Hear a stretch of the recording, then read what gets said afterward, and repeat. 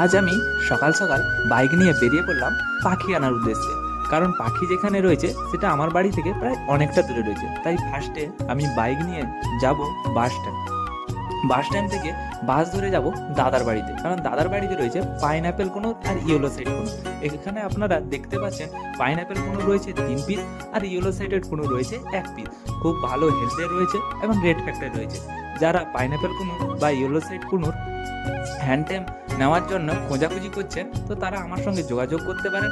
এখন 4 পিস বর্তমানে অ্যাভেলেবেল রয়েছে হ্যান্ডটেম পাখি। তার সঙ্গে রয়েছে ককাটেল পাখি হ্যান্ডটেম রয়েছে, আর সানকুনুরের বাচ্চাও হ্যান্ডটেমে রয়েছে। তো আমার সঙ্গে যোগাযোগ করতে পারেন এরকম সুন্দর সুন্দর টেম পাখি নেওয়ার জন্য।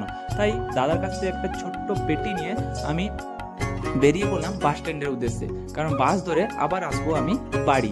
তাই বাড়ি আসার পথে চোখে পড়লো প্রাকৃতিক পরিবেশটা, কারণ আজকে সকালে বৃষ্টি হয়েছে। পরিবেশটা দেখতে পাচ্ছেন খুব দারুণ, চারদিকে সবুজে সবুজ হয়ে গেছে কারণ বৃষ্টি হয়েছে।